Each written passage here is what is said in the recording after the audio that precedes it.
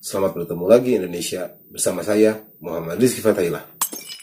Myasopsis MNI atau dikenal dengan kayu Afrika yang sering di Jawa Barat disebut dengan pohon mane adalah kayu besar. Pohon kayu yang termasuk ke dalam family Rhamnaceae. Pohon ini cepat tumbuh dengan sebaran alami di daerah tropika. Di Indonesia termasuk jenis introduksi yang pertama kali di daerah Jawa Barat, yang dapat tumbuh baik dari ketinggian 100 hingga 1.500 meter dari permukaan laut, dengan curah hujan sekitar 1.400 hingga 3.600 mm per tahun. Tumbuh baik pada volume tanah yang dalam, subur, dan bebas genangan air. Toleran terhadap tanah yang tidak subur, tanah berpasir, dan keasaman. Pembibitan dilakukan secara generatif dengan menyemaikan benih buahnya atau dengan pengambilan dari bibit alam di alam liar. Anakan pohon ini mudah ditemui di alam-alam liar, seperti contohnya di daerah Jawa Barat. Anakan pohon ini banyak di dataran-dataran tinggi bisa dapat ditemukan. Di daerah Malaysia, pohon ini berbunga sekitar bulan Februari hingga bulan Mei, dan bulan Agustus hingga bulan September. Sedangkan di Pulau Jawa, musim buah untuk pohon ini biasanya sekitar bulan Juli hingga bulan Agustus. Kenapa saya tertarik untuk membahas pohon ini? Karena pohon ini tidak disangka.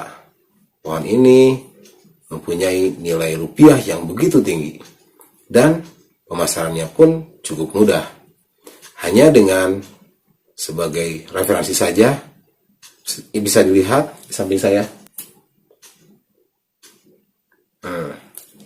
Ini adalah contoh penjualan para penjual di salah satu toko besar, toko online besar di Indonesia.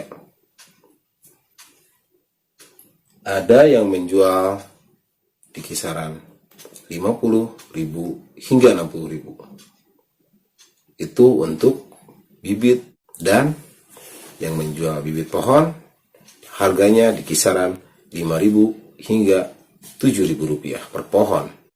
Jadi saya pikir ini adalah peluang bisnis untuk para petani atau orang-orang yang suka bercocok tanam. Karena ada dua hal. Pertama, dibutuhkan untuk investasi. Jika kita menanam, beberapa tahun kemudian kita akan memanen dengan pohon yang besar. Bayangkan jika kita menanam yang banyak, panen kita akan semakin banyak. Harga jualnya pun tinggi. Ataupun pohon ini dibutuhkan dengan jumlah banyak untuk reboisasi oleh dinas-dinas tertentu atau oleh swasta, para pihak swasta, atau dengan para pengusaha-pengusaha swasta untuk mereboisasi dari hasil hutan-hutan yang gundul ataupun reboisasi di tempat-tempat yang tandus dan kering. Bagaimana cara budidayanya? Saya akan menjelaskannya dalam video ini.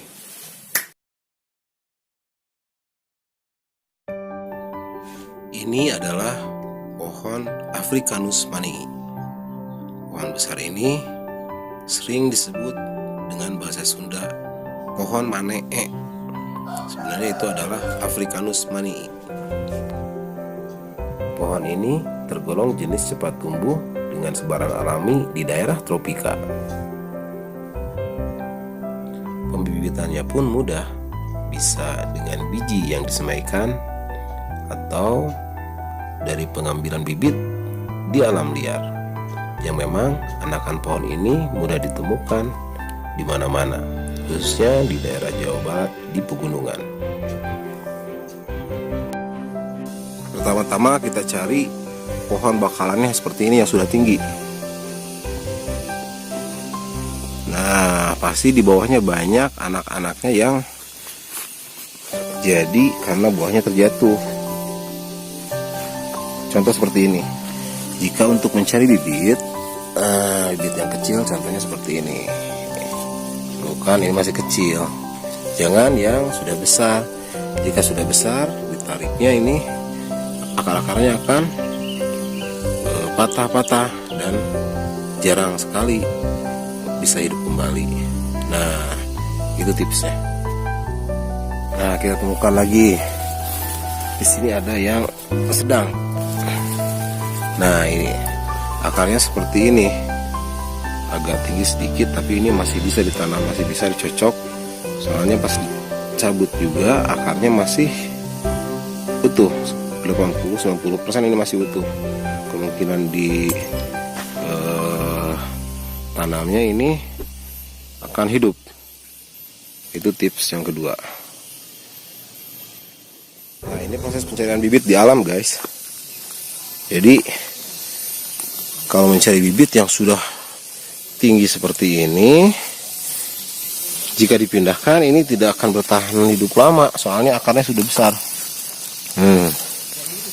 Ini akarnya sudah besar, jadi kalau kita paksa dirabut itu akar-akarnya akan banyak yang patah dan kemungkinan kecil itu ini hidup. Kemungkinan hidupnya kecil. Gitu. Jadi kalau nyari bibit di alam, jangan yang sudah besar seperti ini. Sebelumnya area yang akan disimpan jadi garitan bekongan dicangkul dulu supaya rapi. Nah, ini contoh untuk penyimpanan nanti bibit-bibit itu yang sudah disimpan di dalam bekong atau plastik-plastik kecil. Sebelum pembuatan, kita sudah siapkan bibit-bibit pohon Afrika manengi serta ini plastik untuk media tanamnya, dan akan kita lanjutkan. Dan jangan lupa 1 buah siraman air. Saya beri contoh tanah yang sudah berada dalam polybag, diberi lubang supaya jadi saja. Lalu kita cari, kita ambil bibitnya. Hati-hati dengan memasukkannya supaya akar tidak rusak. Perlahan. Nah, dimasukkannya perlahan saja. Lalu pencet polybagnya supaya tanah menyatu dan supaya akar tidak rusak. Tekan pelan-pelan tanah dari atas supaya posisi pohon pas di tengah-tengah polybag itu. Jika kurang tanah bisa ditambah dengan tanah, mengambil lagi. Jadi seperti itu.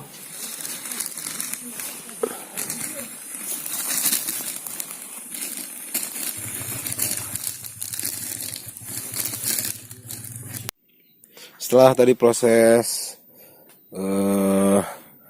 pembekongan, sekarang jika sudah begini bisa ditarik, dikumpulkan dalam satu barisan-barisan yang banyak untuk disimpan.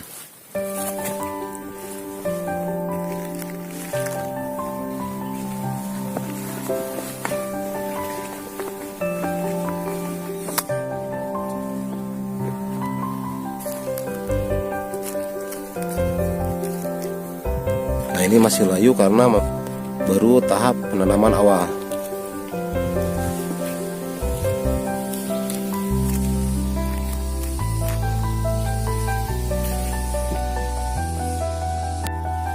Setelah bibit dikumpulkan, dirasa sudah cukup, misalnya sudah banyak, bibit harus segera disiram.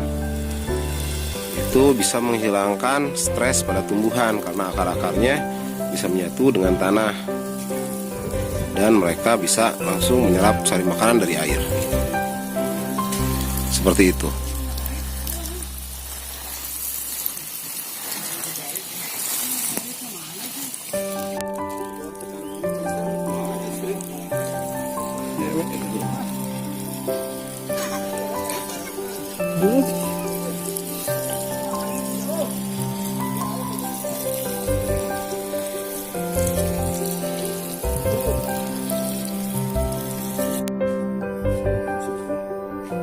bisa dilihat kan, hasil penyiraman daun menjadi lebih hijau, lebih segar,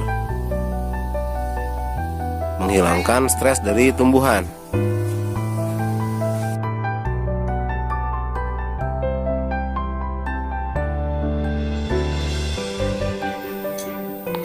Setelah 10 menit dari penyiraman, terlihat semua bibit sudah rata, sudah segar, dan sudah kembali menjadi segar. Sekarang tinggal tunggu pembesaran.